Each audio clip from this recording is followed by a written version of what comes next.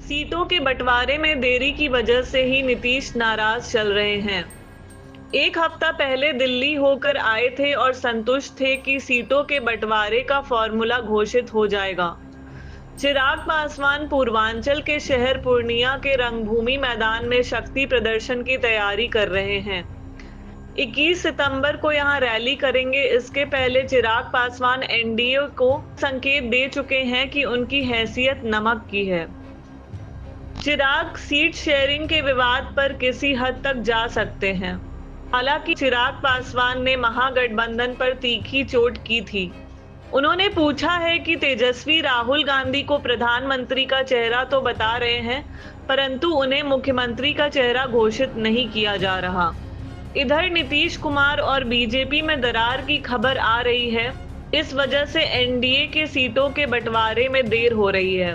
नीतीश दिल्ली गए थे और खुशी खुशी वापस लौटे थे, पर अब फिर से नीतीश को गुस्सा क्यों आता है?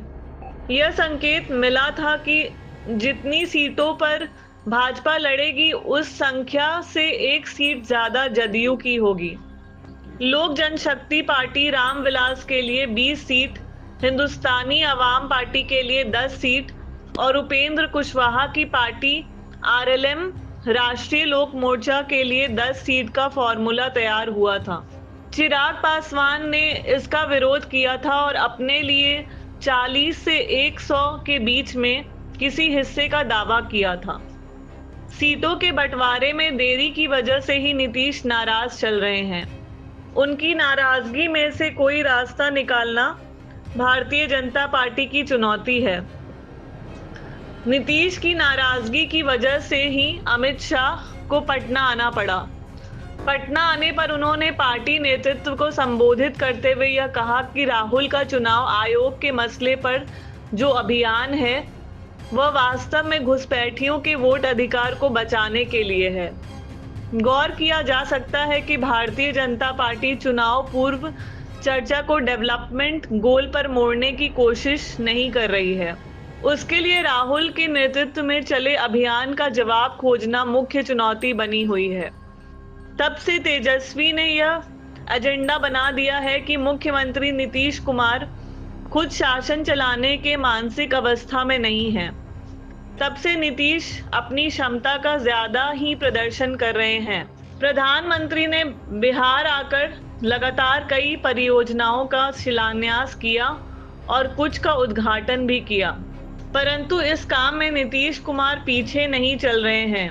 नीतीश बहुत सक्रिय दिख रहे हैं। उन्होंने पिछले कुछ महीनों में कई महत्वपूर्ण सड़क परियोजनाओं का उद्घाटन किया।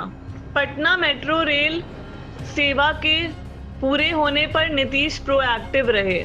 पटना के लिए उन्होंने अनेक फ्लाईओवर के डिजाइन को सुधार करके पूरा बजट दिया और कई संपर्क सड़कों की भी घोषणा की। 20 वर्ष का कार्यकाल पूरा करते समय उन्होंने पहले वर्ष की एक घोषणा फिर से उछाल दिया है। पटना के कुछ प्रमुख इलाकों को ऊपर से बिजली के तारों से मुक्त करने का सपना फिर से दिखलाया। ताबड़तोड़ अनेक परियोजनाओं का शिलान्यास किया।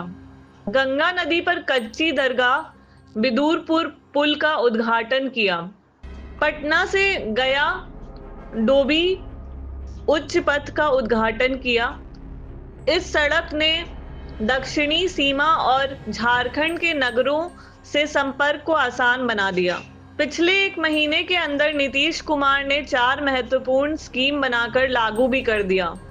वृद्ध, विकलांग और विधवा पेंशन राशि 1100 रुपए प्रति महीने देना शुरू कर दिया। प्रत्येक परिवार की एक महिला को उद्यम शुरू करने की प्रोत्साहन राशि देना शुरू कर दिया। 125 यूनिट बिजली माफ कर दी। डिग्रीधारी बेरोजगार युवकों को हर महीने रुपए 1000 का भत्ता देने की घोषणा भी कर दी। नीतीश हर कोशिश कर रहे हैं कि लोग यह याद करें कि विकास योजनाएं दरअसल उनके नेतृत्व में ही संभव हैं।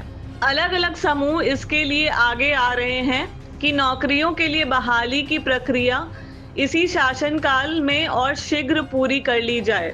शुक्रवार को शिक्षक अभ्यर्थी सड़कों पर उतर गए हैं। तैयारी 4 में 1 लाख से अधिक बहालियों का दावा किया गया।